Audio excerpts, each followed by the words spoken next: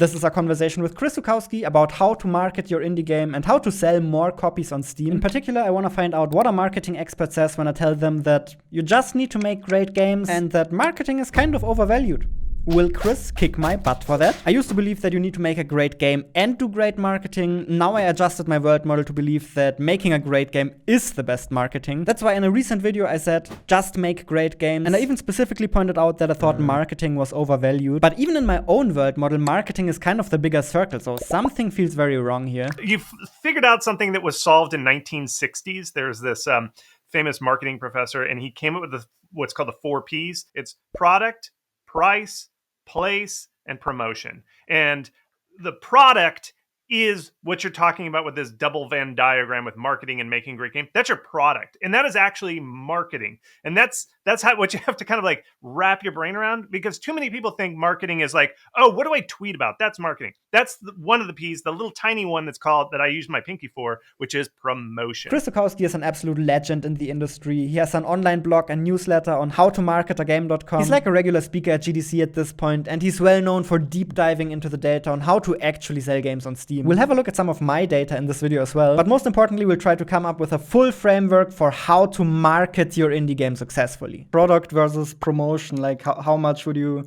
assign to each? Oh, product is like 90% of what determines whether your game is going to succeed or what the impact of your game is going to be. Its product is 90%. I think one of the main mistakes I made in my model is using the wrong words for the wrong things. I'm probably going to say it wrong, and I'm going to correct you too, Jonas. Yep.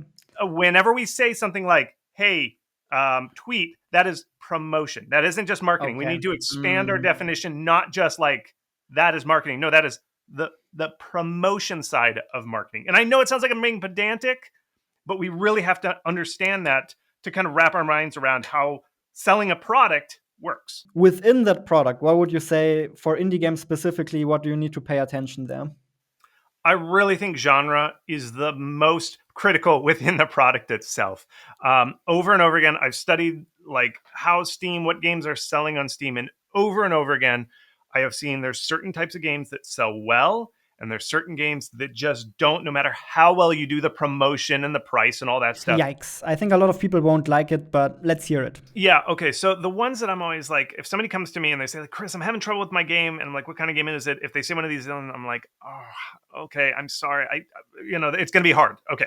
And those are platformers, 2D and 3D. Puzzle games don't sell that well. VR is very hard on Steam. Now this goes back to the platform side, which platform we're on. Local co-op, I don't know why some local co-ops break through. There are some that do, but for the most part, no. RTS, a lot of people like to make RTSs. StarCraft 2 is one of my favorite games of all time, but RTS on Steam at indie scale is very, very difficult. And on the other side, are there a couple of genres that usually perform better? Absolutely. And these games don't get made by indies as much. And I'm shouting to indies, please make these types of games. These do so well, but nobody's making these types of games. So here, let me shout at you, all of you. I lump these in to a giant mega structure of a genre. And it's not really very specific. It's kind of wrapped around in a thing. I kind of refer to them as crafty, buildy, simulation-y management games. It's a very amorphous blob, but you can kind of group them into this thing where what you're doing is not playing a story, like where you go on an adventure and you go top to bottom, end to end in a story like you're a dude. These are games where it's almost like Legos, where it's a box of Legos, you dump out the box of Legos, and the player can just do whatever they want. And so these are, let me give you some examples, but they're kind of this broader genre. They're like colony sims, where it's like, hey, here's 5 settlers in an abandoned area. You have to rebuild their base. That's a colony. You have to manage resources. However you want to build a base, however you want to manage the resources, it's up to you. There's no story, no nothing. It's you alone building this base like Legos. City builders work very well. Another genre is called management games, where it's like you own a store. These are often successful wholesome games are often these, where it's like you manage a store and you have to set the inventory and the prices and you have to hire people and fire people. And there's no real goal. It's just like do well with your little cute bakery, or, card shop or supermarket, those sort of things, which are a hot genre too. The other ones are simulations, which is like you have an airplane, fly this airplane, and everything is simulated. Those are simulators. And this is like Euro Truck Simulator, Flight Sim, and then everything Playway makes, which are these simulation games like Lawnmower Simulator. All these kind of weird simulation games do amazingly well, and not enough people make them. There's other games like Idlers. I think Idler does very well, where it's just a number going up, and however you want to spend those idle points, you can do it. Other ones are like similar to building games, like kind of these room constructors where you have a room and you pick the furniture and you put the furniture in there, you lay it out however you want. Those are really big. Some of these like no objective castle builder type of games, there's no like resources to them.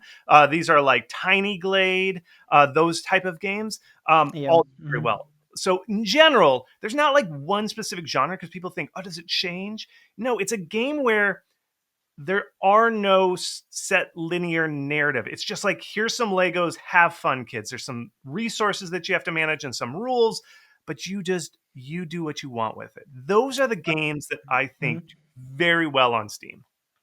What I'm noticing with all of the things you're saying is that they all sound like they're relatively fantasy-heavy games. So it's you didn't really mention any abstract things. Like the abstract things, like the platformers and the puzzle games, were like more in the do not so well category, and the more fantasy heavy games like simulators with very specific fantasies, like you own a shop, you manage a mall or something like that, those tend to do better. So I'm not surprised by that. And here's my theory on those is the typical Steam player wants 20 to 40 hours worth of content. When they lay down their money, they want that much content. We can argue whether that's right or not, whatever. That's what the customer expects. They don't, for the most part, like a 5-hour chunk. Now, I know you as designers, all of us, we're like, well, we don't have time for games. I would just want a nice, tight 5-hour experience. I wish I did it. Good for you.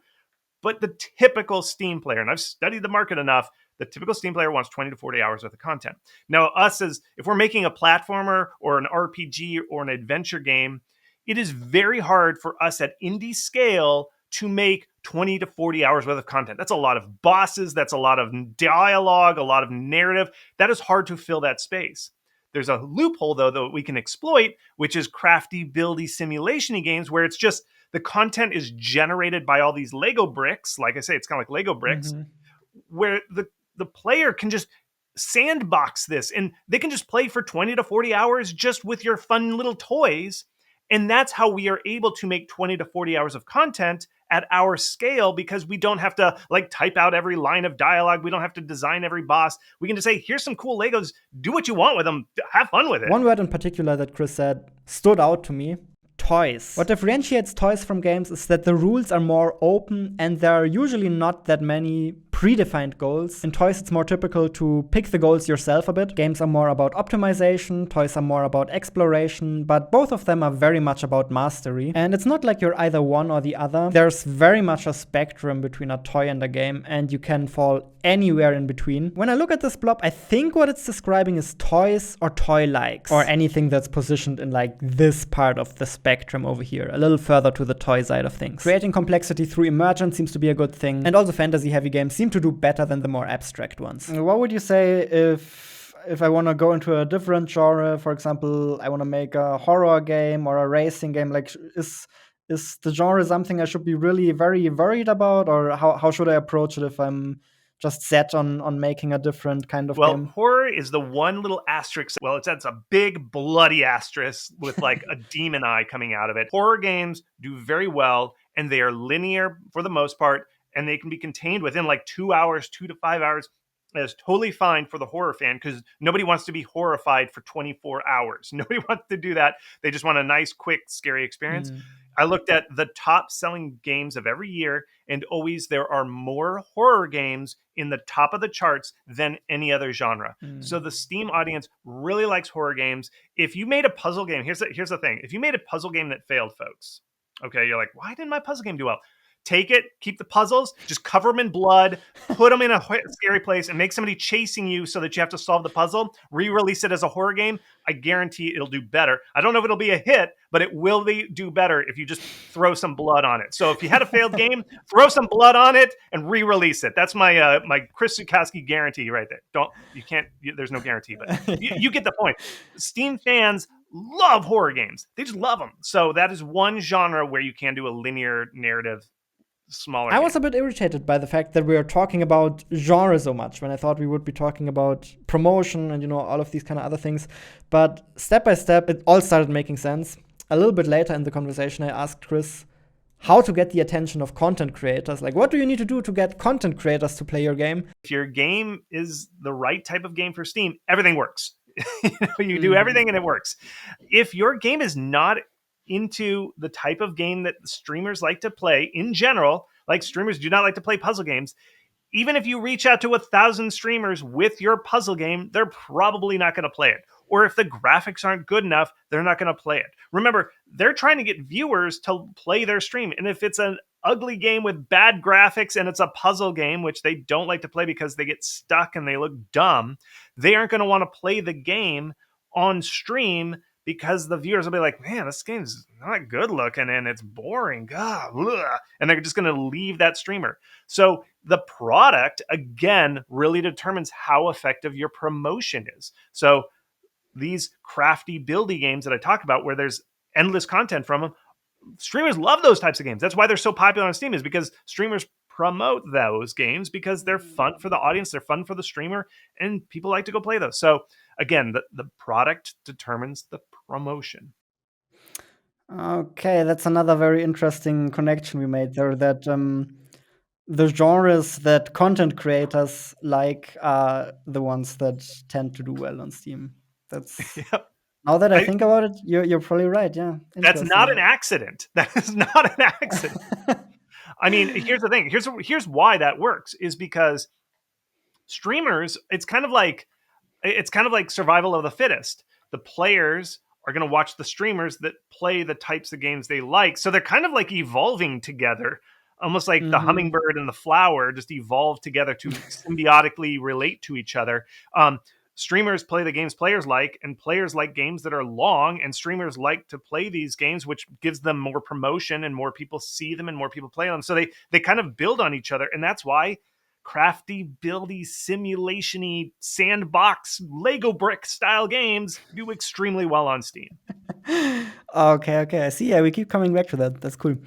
Is it one of those cases where if everybody followed your advice, it would stop working? Like if everybody started making these simulator games and so on, would it stop working, or how do you see that?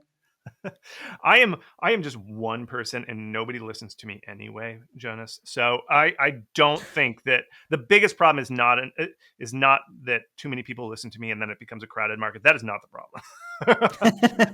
The problem is you keep screaming at developers and they don't do it. Hey, somebody wants to make a platformer every 5 minutes, right? So do you think there are things you can do if you're in other genres to make the game more suitable for a Steam audience? Let's, for example, say I really desperately want to make a platformer game, or I really desperately want to make a first-person shooter game, or I guess first-person shooters do kind of okay. Yeah, I'm not sure, but let's just say, doesn't matter which genre, but let's just say I want to do some different genre. Do you think there are ways to adjust your game to better fit the Steam audience? I do. I mean, there are games that are platformers that do okay. So, for instance, Noida, that's a platformer, but every single pixel is simulated. There's this emergent gameplay. There's this physics to it. That did very well. So the other one would be Terraria. That's a 2D game, but it is so deep. Like everything's simulated. There's so many like upgrades and monsters, and you can like build your base. It's got to be this like sandbox quality, and then a platformer can work. But if it's like a narrative where it's like you're a dude going on an adventure and you have to battle bosses linearly, it's super hard. And no matter how good the graphics are, and no matter how stunning it is, there's just a platformer tax on Steam, and there's not much you can do, unfortunately. I encourage developers to try looking at different genres. I really do. There's some really neat, interesting genres that are just begging, the players are begging us for making good games for those. So please, folks, look at some of these other genres. And just to really drive home the point, Chris also showed me some data from my games, from the games I made. I like to look at what's called CCU, or concurrent users. This is how many people are simultaneously playing a game. Valve actually uses this metric a lot to determine some of the way your game is seen, especially if you're making a free game. They use this algorithm to determine whether they should promote you more as CCU. So what I did was I went to all 3 of your games, because this is public data. You can go to SteamDB and pull the concurrent users for the lifetime of your game. And so I graphed all 3 of your games on the plot at the same time. So they all lined up at the same time. So day 1, the launch of your game, and just lined them all up. And so what you see is there's 3 bars, or 3 line graphs. Thronefall is green, Will You Snail is red, Islanders is blue. And this is what I kind of see. And I see this all the time, folks. And I don't mean to pick on platformers, but what I use this data for, what this data graph is telling me, is how important genre is. Now, what you'll see here is, Jonas, you did excellent promotion. You did great with Will You Snail. I couldn't have done it better. To be honest, I consider Will You Snail a hit. It did well. It's a platformer. Anytime I say platformers don't work, people will sometimes even say to me, well, Will You Snail succeeded? And it did. I totally get it. I totally do. But even when a platformer hits, when it succeeds, it still does not hit as hard as these crafty building games. And what this is, if you look at the graph for for Will You Snail, that red line, it starts really high. And that's because you do great promotion with this excellent audience that you built up. But you can see after the first couple days, the first month or so, the concurrent users drops kind of at a linear scale, and then it never recovers. It's just flat. Whereas your other 2 games, which I consider crafty buildies, like Thronefall, Islanders, they're the type of genre that Steam likes, these kind of like sandbox style games, they're constantly going back up. And I think each of these spikes, you said, oh yeah, we did a content update, we did all this stuff. When you do these content updates or sales, the audience picks back up and they're like, oh, I love this game. Let me try it again. I want to replay it. There's such an impact on, you can actually control it when it's one of these crafty building games, because the audience likes to come back to these type of games. And I think you even told me for Will You Snail, you added a level editor later, and we can't even see the impact on this graph. It is such a minuscule impact of adding a big thing like a level editor. And what this is telling me is, even if you have a hit game promoted well, if it's the wrong type of genre for Steam, it just doesn't quite function in the way Steam likes. I think from a developer perspective, it's kind of frustrating, because a lot of people get into game development for the creative freedom, and you're like, create whatever you want, and players will come and enjoy it the same way you do. And this is a little bit of this graph here is a little bit of a harsh wake-up call, I feel like, to that like, I put 4 years of effort into Will You Snail, and it just got stomped by the other games that we made in a way shorter amount of time. That's like, you have to find some sort of balance between what you like to make and what actually performs well. I feel like you have to make some compromises there, is what I'm taking from that. And I think that's a great point. And sometimes some of the criticism I get when I talk about this stuff is people say, oh, well, they're just chasing trends. You're just copying what's working. And I say, no, don't think of it that way. This is what's happening here. This is what I recommend, is there are genres like these crafty buildy that not enough devs are making. They are wide open ocean, and they are begging for innovation. Like the games are just, they're very similar in this crafty buildy space, okay? And if you are a developer who brings your creativity and looks at the space like, hey, we're going to make a simulation game. Let's play some of these simulation games. You're going to find out, like, man, a lot of these are not that innovative. If we brought a new art style to this, we could do very well. And I think that is true. And so what I want to do is I'm inviting you indie devs who have interesting artistic talents, great design ideas, to come take over these genres that have a very hungry, thirsty, whichever taste you want, audience and give them something new. And I think you are a perfect example of this, Jonas. I think with Islanders, you took like a city builder and you brought innovation in that it's like you boiled it down to the absolute minimum of what it is. Like this, it's like placing buildings. That's the primary thing. You don't have to worry about water and all this kind of stuff. It's, or, like laying pipe or something like that. You boil it down. And I think there's so much design innovation out there if you pick these crafty buildy genres.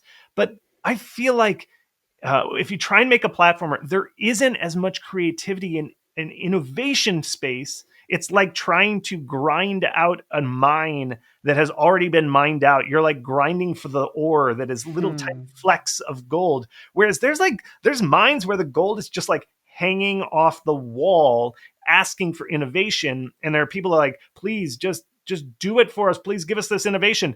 And I'm just saying, it is such fertile ground. And it might not be your favorite genre, but you can do some really innovative things. So maybe just making great games is actually not enough. And what you also have to do is making the right games. This is not as idealistic, it's not as romantic. I don't like looking at it. But maybe it's more realistic. From what I've observed, a lot of developers are actually quite annoyed by the pure existence of genre definitions. They're confining what you can do, and basically you shouldn't even care about genre definitions at all. Here's the problem with that though. Customers absolutely think in genre. Like their entire preferences are encoded in genre. Like if you ask somebody what kind of games do you play, you're almost certainly gonna get some sort of genre as a response. So I watched the most basic ass gamers browse Steam. And so I watched them for like 24 hours, not straight, but like I spent at least 24 hours of combined streamer watching somebody browse Steam. And so basically my basic conclusion is people have the typical Steam audience, not game designers, have a very limited set of genres that they really like. They say, I like this type of genre. And when they look at your Steam page, they're trying to determine, is this game this genre that I like? And so what they're doing is they're taking your Steam page and they're seeing if it fits. It's kind of like those pegs in the holes. Like, is this a round peg in my round hole? And my round hole is like, I like this genre, so does it fit? That's what they're doing. And so the faster you can make your game look similar to other games in that genre, I know it sounds ironic and weird. You want to just do these secret clues like, we are this game, they are this genre. If your Steam page is confusing and it's like, I don't know what kind of game this is. Is this an RPG or is this a first-person shooter? Is this a tactical game? Is this RPG? What is this? If the audience is seeing that with your Steam page and like, what is this? That is a bad sign. You want them to look at your Steam page and go, RPG, I love those. Yeah, wish listed. Moving on. That's what you want. So in general, make your genre very clear and do the secret signs that says my game is this genre. So not only do you want to embrace genre definitions, you even want to very clearly and specifically place yourself in a genre so that it is very obvious for everybody what kind of game you're making. Look at it like this. If you are making the right game, but nobody knows you're making the right game for them, then what's the point? I'll just drill into this a little bit further because this is something that I've seen done a couple of times. I just want to hear your rant about it. I feel like a lot of developers feel like mystery is a great strategy to lure people into your game, basically, on Steam. So they're like very mysterious. You don't quite know what my game is. Is it a horror game or is it like a bookkeeping game about children? Look, we have puzzles, and here's another screenshot of your skill tree. Aren't you curious what you can do in this game? Is it this kind of vibe? I'm not a fan of that. And here's where I understand where players are coming from. Because if you look at AAA games, I think a lot of people make their marketing decisions and how they think about marketing and promotion from AAA games. That is not the way. We are tiny, tiny bacterium on the game industry. We are so microscopic, we have to play a totally different game. And it's cool when a AAA game does this. Like a AAA studio, like if Ubisoft went, something mysterious, and they showed like one quick frame of like something, and you're like, people are like dissecting it and trying to analyze it. That's because they have been around for like 30 years, releasing $1 million games for decades. So they have a huge audience who wants to know what they're up to. And they have characters and IP that is just billion-dollar franchises, right? We are a bacterium. The biggest problem we have is nobody cares about us. We have zero visibility. So we cannot afford to be cutesy and stuff like that. The only kind of indies who could maybe do this are indies who have had a previous hit. Maybe that's the only people that could possibly do this. Like if Edmund McMillan were to do something slightly mysterious, then people would do that. But if this is your first game and you've never had a hit and nobody knows who you are, do not go mysterious. You have to realize what game you're playing, which is nobody knows you exist. So don't do that. Chris talks a lot about how to make the right game, which I'm very grateful for. I think it's been a bit of a blind spot of mine. As for how to make a great game, unfortunately, I don't think we really have time for that in this video. It's something I talk about in a lot of other videos, the typical stuff of fun, appeal, scope, searching your design space efficiently, making sure you have the correct amount of innovation in your game, not too little, but also not too much. Appeal, in particular, I think is a super important quality of your game that will massively, massively help you with the marketing of your game. Can you market an ugly game? Let's say you have a really, or can you promote a very ugly game successfully? What do you think? I think you can if the genre is correct. The way it works is I think games can be either super duper beautiful or super, super deep. Those are the two kind of metrics. I mean, ideally, you're super pretty and super deep, but we can't afford to do both. So if you do not have art skills and your art is terrible, go as deep, deep, deep in your game, crafty, buildy, up the wazoo. Like everything, every pixel is simulated, every atom is simulated. There's amazing interactions. Those can actually do well. Like I said, colony sims. Like, look at Dwarf Fortress. That thing is enormously deep, but the graphics for the longest time were like ASCII art. There's other games, and I don't want to throw this game under the bus, but I love it, is Cosmoteer. It is a spaceship building game. You can like simulate the Death Star in this spaceship building game. The graphics are not fantastic. They're not bad, but they're not the greatest graphics. And so you can get away with poorer or less professional graphics if the simulation is so deep. Like every single thing interacts with everything else, and these kind of like emergent gameplay comes out. That's what it takes. But if you're trying to make like a story-rich platformer, that you have to have the best graphics. My definition of appeal would be it's what draws people into your game when they just see a couple of screenshots or like a very short gameplay clip from your game. You want to create an attractive force, some sort of suction that sucks people into your game. And I think there are different ways to do this. Most obviously, there's graphics. As Chris mentioned, there's also gameplay depth. But one thing you gotta remember is that appeal is always visual. It's always visual. So if you're going for gameplay depth, then that depth needs to be visible. One third dimension that I personally would add to this is fantasy. What do I get to role play in this game? It has nothing to do with graphics. It has nothing to do with gameplay depth. It's really just, what do I get to experience? What do I get to role play in this game? Once again, that is visual. So you can see there are different ways to draw people in. All of them are visual. So you don't necessarily need good graphics, but you need appealing visuals. And there are different ways to achieve that. Alrighty. Let's now maybe move on to the other 20% or 8% or however much you assign to it, which is the promotion. What's your perspective on promotion in general? What should you do there? Okay, so I liked your video, Jonas. I agreed with, again, about 90% of it. Here's how you have to think about Steam. Steam, the reason you pay 30%, which is a lot of money, like that is a third of your revenue going to something. Steam will give you traffic, and even hit games. And we looked at your numbers, Jonas. I wrote a blog, and we can link to it below here in the comments. I looked at your 3 games and where the traffic came from. The majority of your traffic, if you're doing everything right, will come from the Steam algorithm, which is like where people are like, well, is it the promotion part of marketing or the algorithm? Where is this? Most of the marketing, most of the visibility will come from the Steam algorithm. But how do you get that? And the way I like to think about Steam, and this is again, a mental shift. Valve and the Steam algorithm is like a bomb. And in order to get people to buy your game, it has to be like an explosion of interest, huge, hot flames. But we indies have no money. Nobody knows who we are. We have like a flame's worth. Like if you were just to light a little candle, that's how much heat we can generate. That is not enough to sell. And so the way Steam algorithm works is the Steam algorithm, the big bomb, is looking for little sparks.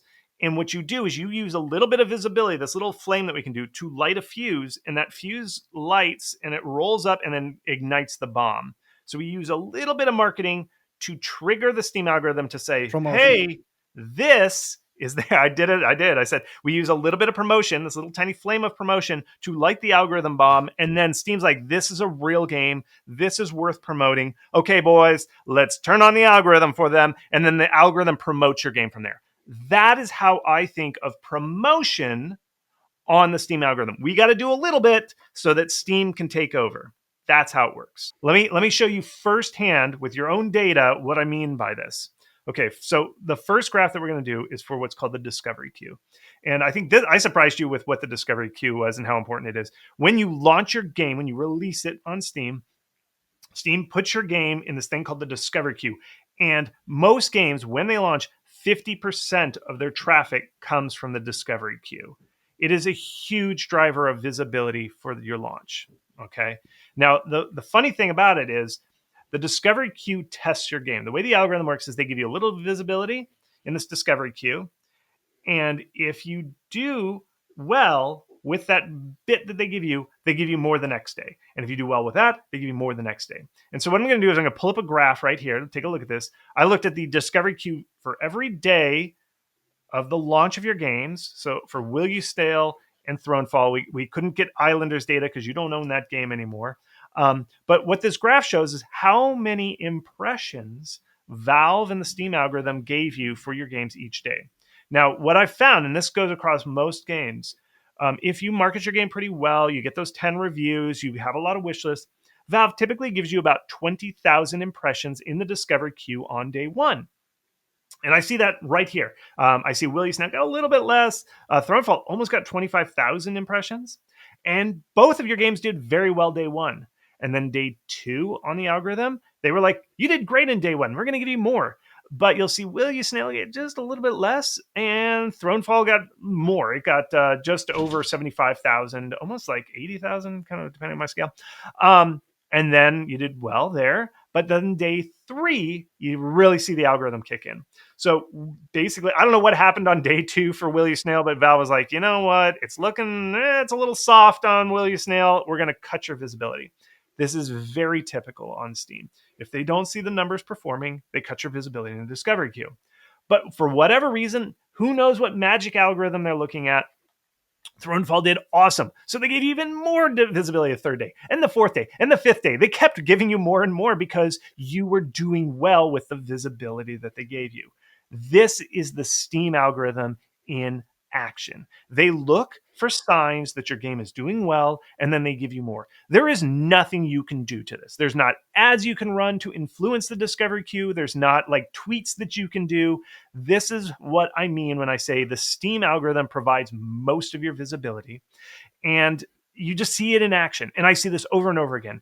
So I invite anybody who's like, man, why am I in the game not so well? Look at your discovery queue traffic. And you'll typically see, and I see this all the time, for games that do poorly, they either don't start out with that 20,000 impressions, or by day two, Valve was like, well, you did nothing. You sold no copies when you gave you 20,000 impressions. Why would we give you more? We're going to cut it because another game can do better than you. That's how the Steam algorithm works. It's a competition where they're like, well, I have a game that does better than that game that we just showed, so I'm going to use their game instead of yours. It's a hard truth, but that's what it is. So if your product is right, the Steam algorithm promotes the heck out of your game. But not only does the algorithm like to promote good games, I think people do the exact same thing. I bet if you think about the last 10 indie games you played, about 8 of them were recommendations from friends or from content creators. There are so many games out there. Recommendations are just a very good way to find good stuff. Yes, word of mouth is very important. And then somebody's going to ask, well, how do I improve word of mouth? You make a good game.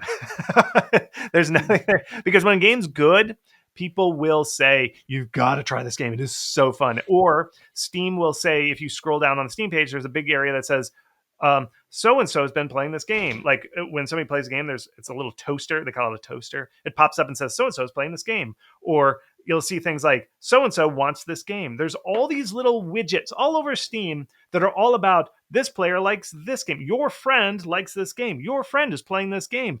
All of these friends are playing this. It's like Steam kind of increases that. And the only way to do well in that, there's no one trick like, oh, just add this metadata to your game and you'll do it. No, you just make a good game that people want to recommend to their friends. So it's really powerful. The only other one thing that is a slight tweak is co-op games. I do think a lot of indies poo-poo multiplayer. They're like, I don't want to add that. It's too hard.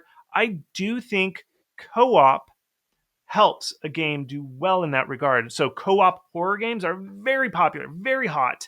And I think a lot of it is the word of mouth because somebody's like, this game's fun. Let me go get my friend to buy it so that we can co-op together, go through the spooky dungeon together. That is very popular and that is word of mouth. Same thing with, you'll see a lot of games, they'll be like, good. You'll see the review. It says, good game, co-op when? Because people love, games are a social experience. And I think a lot of indies, because of the tech, it's really hard to do right. People kind of like, well, why are they always asking for a co-op? They're so needy. No, players really, when they love your game, they want to play it with their friends. And that's one way of doing word of mouth. Now, if your game's bad, adding co-op to it is not going to help it. A question a lot of you seem to have is, when should you start marketing your game? Like, when should you set up the Steam page and when should you start posting about it on social media? But again, we're talking promotion here. So when should you start promoting your game? Okay, so very good question. Here's what I would do is when you're kind of like getting art style and stuff, I would just like tweet out images. You don't have to say, this is my next game. Just like kind of messing around in Unity or whatever. And you just show like something that's cool. Okay. There's lots of games that started that way. Like one of my favorites is Tiny Glade. I kind of mentioned them before. They just showed, their first tweet was just like black and white, showing the wall construction algorithm that they were just kind of dinking around with. They didn't have any intention of making a game, but that blew up and they're like, maybe we should make a game out of this. That's where I say, like, at the early stage, just show like your coolest gifts and just post them on social media, TikTok, whatever. No goal. Don't worry about if it goes viral or not. Just try it.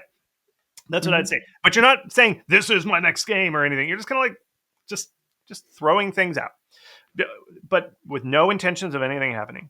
But then once you're like, okay, this is the game. This is when I'd say you need to buckle down, get your Steam page up, and really start rolling. One is that you know the genre. Like you said, like, is this a Metroidvania? Is this an action roguelike? Whatever the like genre, it is decided. You know, okay? That's number one. Two, I think you should have a trailer. You should always launch your Steam page with a trailer, and you should like definitely have it, and you should do a promotion around that trailer and the launch of your Steam page. But let's hold on here. And then the next thing you need is your art style decided. Doesn't mean final art, doesn't mean your character has to look final. I'm just saying like it has to look like, if you're going to do pixel art, you do the best pixel art. If you're going to be cell shaded cartoon, low poly, whatever, you've decided. Or if you're going to be dark and grimy, you know you're dark and grimy. But it doesn't have to be the final art, it just has to look that kind of like style. And then what you need to do is then 3 environments. And that's because you don't want all your screenshots when you put up your Steam page to look the same, because then people are like, well, if it looks all the same, they probably just bought an asset pack off the asset store, and this is a low effort game. You need to show that this is a full game and has lots of depth. So once you get those things aligned, you bundle up your Steam page and you start promoting your game. That's the minimum bar that I say that you need before you go full promotion mode. Should you run paid advertisements? For example, paid ads on Twitter or paid ads on YouTube? Because usually they don't work out, but a lot of games still do it. So maybe it's worth it in some way. Or what's your opinion on that? I don't think that it is that important for you to run paid ads. And here's the thing is, you can kind of see some reaction from it, but I never see it really move numbers. It usually leads to disappointment. The thing that's most important is you need to see that organic lift. If without running ads, you post a trailer, it kind of goes viral, people pick it up, streamers like to play your game. Like if you give them your demo and then streamers play it, that's all good signs. That is what you want. Like you have a high resting wishlist rate, which I say is like, if you have a resting wishlist rate daily of 100 wishlists a day, without you really doing anything, it just naturally comes in. Those are good signs. Then it might be worth marketing, using paid promotion, I should say, paid promotion. I said it. Paid promotion might be necessary. Then you'll see it, like Goblins, that publisher Goblins does some promotion that way. They'll do paid ads. Those. I think once you've reached that quality bar and people are interested, then paid promotion is a multiplier and it can amplify. But if you are like, man, nobody's paying attention to my game. I try everything. I tried streamers. Nobody wanted to play my game. I tried this, that, tweeted, blah, blah, blah. Nothing's working. I'm just going to do paid ads. You're throwing money down the toilet. That's no effect, because if people aren't excited for your game for free, they're not going to be excited for you to pay to show it to them. They're just not. It's better to save that money, maybe make a second game, maybe do something else. But I don't think you can fix a problem with paid ads. Are publisher deals worth it for marketing, for purely marketing? Should you sign with a publisher if they tell you, hey, we're going to help you market your game and you give us 40% of your revenue? What would you say to that? I'm a little cautious around that. I don't think there's a couple publishers. I think if the publisher specializes in a genre and they have previous hits in your genre, I think it's strong. I think that's a good idea. I'm talking the Hooded Horses. I'm talking like some of these. There's some horror genres that, the horror publishers that publish just horror games. I think those genre specific ones are kind of worth it. But for if it's a publisher and you look at their median, you can go on sites like VG Insights is one of my favorite, and you can filter by publisher.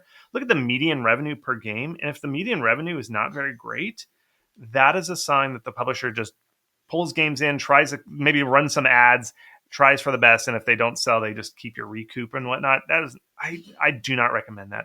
So unless it's like a big one like Coffee Stain and you're making an automation game, Hooded Horse and you're making a strategy game, some of these like DreadX Collective and you're making a horror game, those are the publishers that I'm like, yes, that's a perfect fit. I would try some of that. Basically think, can we get the way cross motion from a publisher works and is actually good is if they can take their old games and then take their audience of their old games and say, hey, here's our new game from the collective. And everybody who played those other hit games of their collection goes, awesome, let's go buy this next game. And that's your game. That's a good sign. If it's not, they publish every type of genre, then I take a more critical look.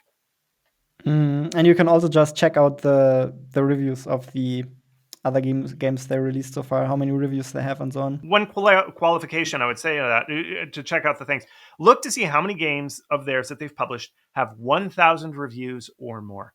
In general, it's not as exact science, but if a game gets 1,000 reviews, that means that Valve and the Steam algorithm thinks it's a quality game and it's kind of promoting it. That's a sign. It's not that you you hit 1,000 reviews and all of a sudden Steam promotes you. Don't do that. That's the wrong metric to look at. What it means is if a game gets to 1,000 reviews, that means that there's something good about the promotion and the product that Steam and the Steam audience likes to get it up to 1,000. So that's what I say is look at the back catalog of that publisher and just count up how many of their games have 1,000 reviews. It's just a good piece of metric to look at. What do you think about creator marketing? So, for example, paying YouTubers or streamers to play your game, or should you pay them? Should you try to get them to cover your game more naturally? What's your take on that? Natural. And here's the thing: is people don't reach out to them enough. I think you should reach out to 300 to 1,000 streamers that before you play your game. And when I say streamers, I mean both YouTubers, Twitch streamers, whoever. I just mean somebody who's playing the game for their audience. I say, hey, just reach out and see if somebody plays your games. They're like, oh, I reached out. So many indies will tell me, they're like, oh yeah, I reached out. Nobody wanted to play my game. I was like, well, how many did you reach out to? And they're like 30. I reached out to a lot. No, 30 is not a lot. You got to do like 300 to 1,000. It is a numbers game. You are just scraping through so many of these streamers to get them to play your game. And that's what it takes. I wouldn't pay until the end. Like once you're ready to promote your game, once your game to release and you've got a couple people who played your game organically and they did well for you, brought in a lot of wish lists, then I'd go back and I would pay them and say like, hey, you did well for us for free. How about we pay you to play on this date because we're going to do a big thing. But For the most part, I wouldn't pay for the streamers. It just comes off fake and it doesn't work very well. Now, when I showed an early version of this video to one of my friends, they were like, how the frick do you manage to reach out to 300 to 1,000 content creators? I forwarded this question to Chris and his answer was very short. You just grind it out. For example, one good strategy on YouTube is to just search for people who have played similar games, or maybe you even already have some content creators in mind that might be a good fit for your game. You can usually find their contact information somewhere. Just open your eyes. Sometimes I make videos on my YouTube channel where I offer to play your games and give feedback.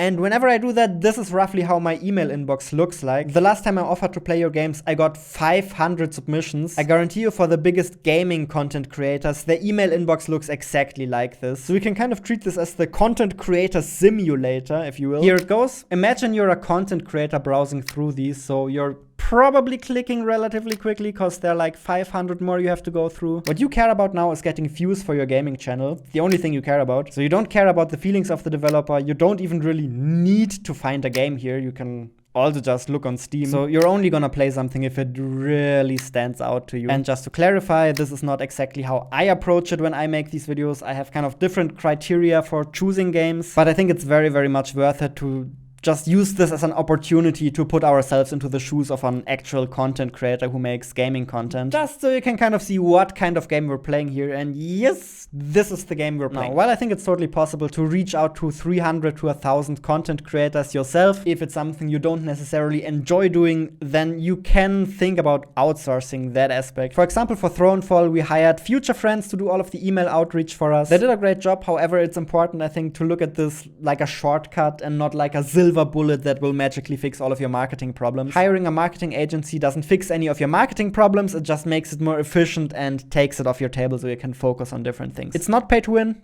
It's pay to skip. And of course, there are various ways to get screwed over with this, so be careful. How well does interest translate to sales? Like, for example, let's say you land a viral post on Reddit, or your trailer goes viral, or something like that. How much does that translate to actual sales later on? It's not quite the right question. This is what the way to think about it. Again, remember that lighting of the fuse that I talked about?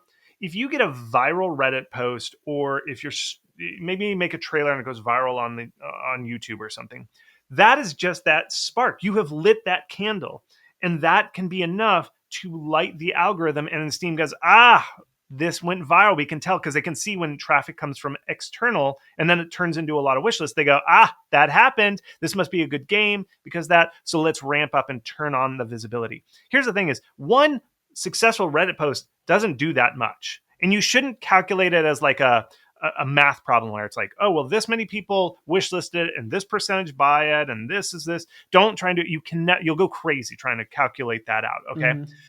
Instead, think of it this. Did I trigger the Steam algorithm? Did my viral Reddit post or my viral YouTube get enough visibility so now I am earning this 100 wish lists a day because the Steam algorithm woke up for me? That's your goal, is to trigger this algorithm so the algorithm likes your game.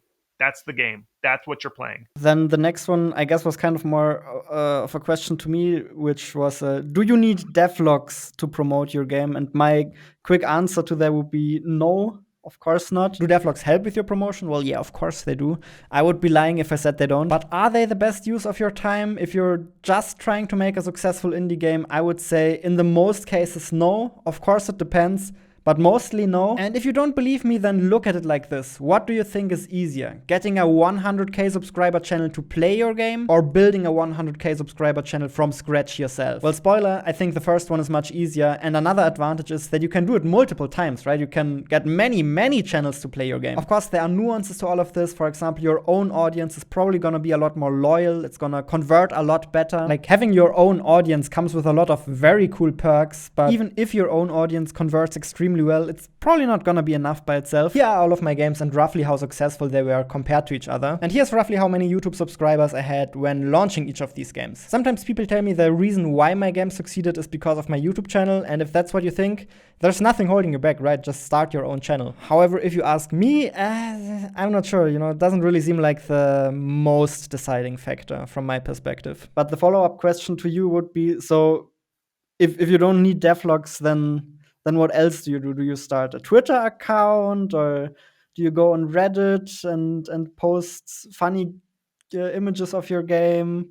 Or like what do you do for promotion if you don't do a YouTube channel? Yeah, don't do YouTube, kids. Don't do YouTube. I mean, here's the thing: is YouTube. Then you got to learn the YouTube algorithm, and at the same time learn the Steam algorithm. Too hard. You're never going to build up your audience big enough. I do not think YouTube is the answer. I'm sorry, you included, Jonas. I think you can do whatever you want. You did good with the YouTube channel. You do fantastic. But here's what actually works. Really, what you're doing when you're promoting. What the things that work are not you tweeting. You don't tweet like 1,000 times and then get 1,000 wish lists. That's not how it works. What happens is the way marketing actually works is you go to somebody who has a big audience and you say, you knock on their door and like, can you show my game to your audience? And then the audience of that bigger person shows it everywhere. So when you go with your game and you knock on the door to a streamer like a YouTuber or something, and you say, can you play my game? They go, yeah. And then they play it and then they show their audience. So that is basically the way promotion works on Steam. You go to a place with a big audience and you say, can I show my game to your audience? Okay. So here, let me tell you in order. I've studied this. Here's what works for promotion. Okay. This is how you do it. You've got to make a demo.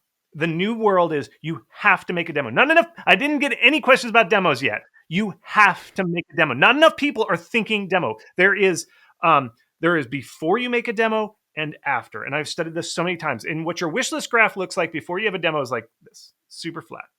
Then once you have a demo, all of a sudden, hopefully, if your game's the right type of game and it's being promoted well, you can see it in the graph. There's so much action, there's so much momentum and stuff like that. You have to make a demo. That's how you do it. And here's why. It is because of the promotion that you can do after that. Because what you do is you take your demo and you knock on the door of a YouTuber and say, here's my demo. Can you play it on stream? And they go, yeah, okay, this looks like a great demo. It's one of my favorite genres. It's this crafting game. Like, oh man, I love crafting games. It's an open world survival craft. I love those games because it's a crafty buildy simulator. Those are the types of games I love to play and everybody loves watching me play them. That's how YouTubers usually talk. And then they play that on stream and then you get a ton of traffic from that. And then the YouTube algorithm goes, whoa, all of a sudden we have all these wish lists from YouTube. That's awesome. Let's promote this game. That must mean it's good. And so your game gets promoted by the Steam algorithm. So essentially, you have to have it. Please, folks, forget about Twitter, forget about Reddit, all this blah. It's the demo because then you can reach out to streamers. The other one is festivals. And I track it on my website, howtomarketagame.com/festivals. My community tracks festivals. And we see what these are. And what these are not the in-person ones. Don't go to the in-person ones. They're not worth the money, the effort, or anything. They're not worth it. The virtual ones are you apply with your demo, you take your demo, and you go to knock on the door of these festival promoters. You're like, hey, can I promote my game with your festival? And they evaluate it, they play it. And so you get featured in these festivals. And Steam puts your game on the front page and they're like, crafting games. Today's the crafting game festival. And your game, because it's a crafting game, featured right there at the top. And then you get thousands and thousands of wish lists from that. And then also streamers are looking at those festivals. They're like, oh, what are the cool games? Oh, crafting festival. I love crafting games. My audience loves crafting games. They play it. Then they play they're like, whoa, this demo's so fun. And then they play your demo on there. See how they just like all this stuff builds? Those are the two biggest ways to get wish lists is get that demo, give it to streamers, give it to festivals. That's what it is, folks. It is not tweeting into the void. Nothing ever works that way. It just doesn't work. Tweeting, Reddit posts, devlogs. No. Make a good demo. Give it to the right people. Well, that's interesting. So would you say if I just don't make a YouTube video, I don't even have a Twitter account, I never post on Reddit, I still can make a successful promotion campaign for my game? Absolutely. In fact, I see a lot of games. See, here's the deal. These crafty, buildy, simulation-y games, they usually don't do well on Twitter because the fun of the game is when you play it. When you play the game and you're like, yeah, this is fun. This is so deep. I love how complex this game is. That's what players like.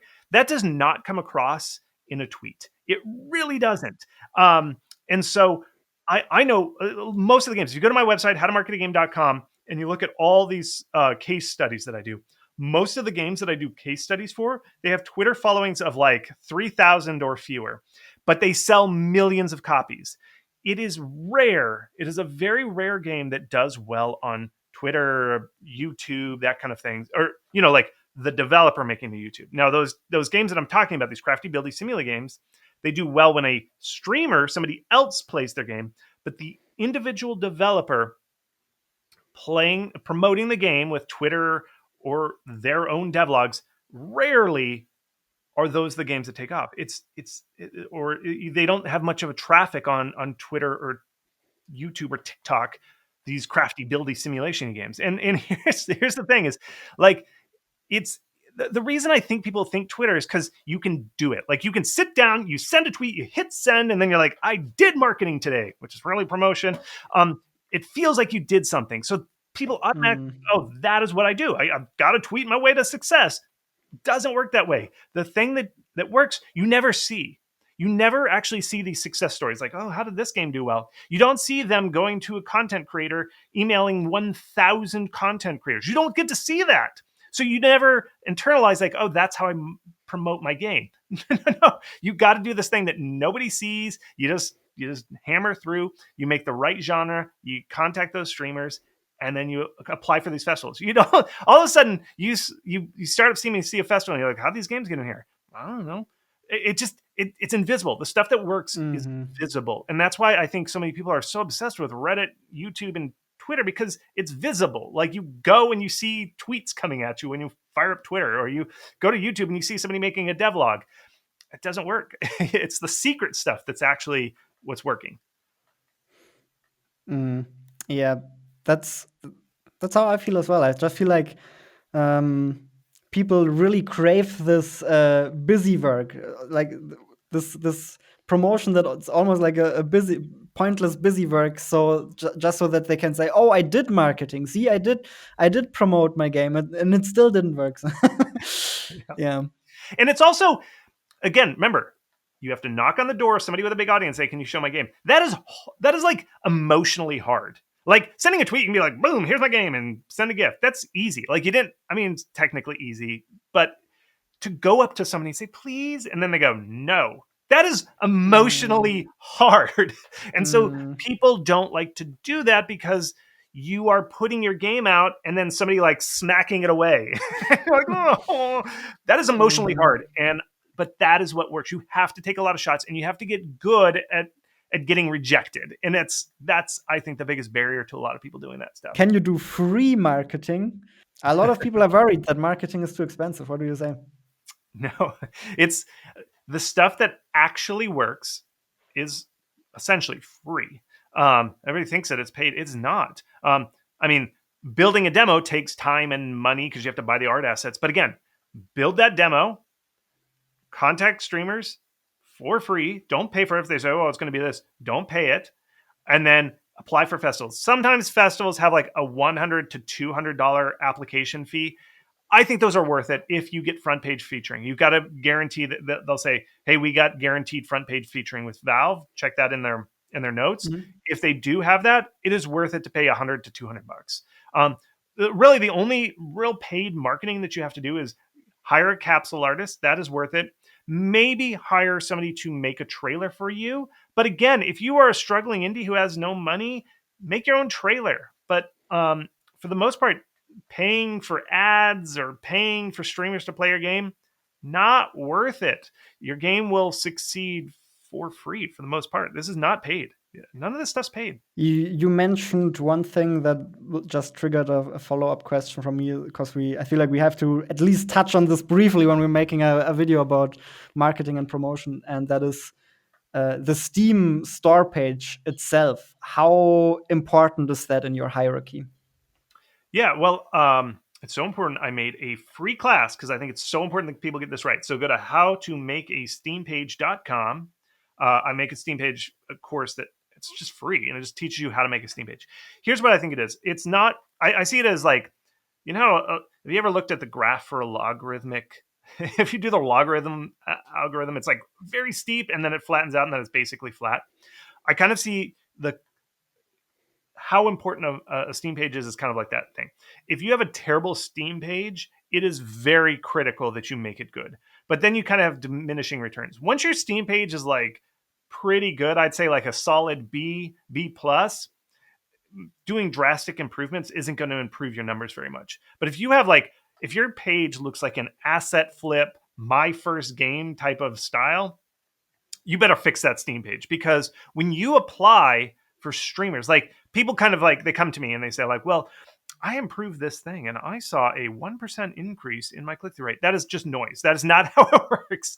What happens is, remember how I said promotion, I almost said marketing. Promotion is all about going to somebody who has a big audience and saying, would you like my game? Can you play it? And then they look at it and they go,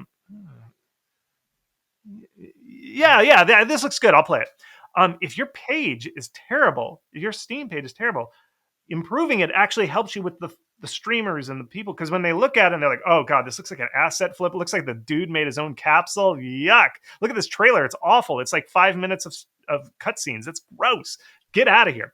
But if you have a good Steam page that has a good trailer and you give it to them, they go, this looks good, this looks like a crafty building game, everything about this is saying crafty building and high quality, not asset flips, let's go for it. That's why your store page has to be a minimum bar of quality. And then once you reach that bar, then it's like, okay, diminishing returns of like constantly tweaking it and stuff. Are there any more red flags where you're like, okay, this can, if you mess this up, even if you do anything else right, this can ruin your game or something? One of the big things, and we haven't really talked about it, is early access. A lot of people make the big mistake and they go straight into early access. They're like, they put up their Steam page and then like 2 weeks later, they're like, I just want to get some feedback on my game. Just see, get players to kind of tell me what they think. I'm going to go to early access. Let me launch into early access and we'll see what I need to fix about my game. Don't do that. Do not. Red flag. Absolute. Stop what you're doing. Don't do that. When you launch to early access, you have launched your game. And the Valve Steam algorithm looks at your metrics at that early access launch and makes a lot of determinations about whether your game's worth promoting. So you just killed your game by doing that. Also, publishers, you will never get a publisher, even if you're thinking about it. A publisher will not touch your game once you do your early access launch, because most of your revenue comes during your early access launch, and then everything comes after that. So don't just think early access is like, a lot of people think it's like, oh, let me just try it out. That is not how early access works. You've got to treat early access like the big launch of your game. Stay for a bit longer. There's a super juicy summary coming up. This is not sponsored. I just want to shout out my guests real quick. You should check out Chris' blog and newsletter. It's filled with valuable insights for indie game developers. There's so much more you can learn from Chris. Just click the first link in the description, open it in a new tab, and once you're done watching this video, you can go check it out. What I want to do now is quickly summarize what I've learned in this video. I'm totally a framework kind of person. I love frameworks. Marketing consists of promotion, product, price, and place. For indie games, the place is kind of set into stone. It's Steam. The price is very important, but it's not rocket science. The promotion, and especially the product, is where the most things can go wrong for your game. For the product side of things, you really just need to make great games, but you also need to make the right games. It sounds kind of obvious in hindsight, but if you make a great game that nobody's interested in, it doesn't really help you very much. So bring your creativity and innovation to where you can make the biggest impact with it. And if you desperately have to make a platformer or a puzzle game, then see if you can find a way to make it more suitable for a Steam audience and for content creators. I have the theory that more toy-like games tend to do well because they inherently have more replayability and they have some room for self-expression, which is great for content creators. Don't forget to make your game good though. It needs to be fun, it needs to be appealing. Appeal specifically means that it needs to draw people in visually. It doesn't necessarily have to mean great graphics. It could also mean a great fantasy or a lot of gameplay depth, but it is 100% communicated visually. Don't fight genre definitions, embrace them. That's how players encode their preferences. They are an impressively powerful communication tool that you don't want to miss out on. Once you meet all of those base requirements, and let's be honest, those base requirements determine the success of your promotion campaign more than your promotion campaign, you can move on to promotion. There are only 4 things that can reliably move the needle, and that is store page, demo, content creators, and online festivals, especially probably Steam festivals and Steam Next. These all play into each other, these all strengthen each other. The end goal is to get the passive promotion engine going, which consists mainly of the Steam algorithm, but it also consists of content creators and word of mouth. Like what you see on screen right here, this is the viral bomb that you want to go off, and your promotion is essentially the fuse that you're lighting in the attempt to make that happen. Remember that what we're doing here is theory crafting. There is a chance that parts of this theory could be wrong. This theory can coexist with other theories out there. I know that there are always different ways to approach things. I hope that cleared some things up for you. It certainly did for me. Check out Chris Zukowski's website and see you in the next one. Cheers.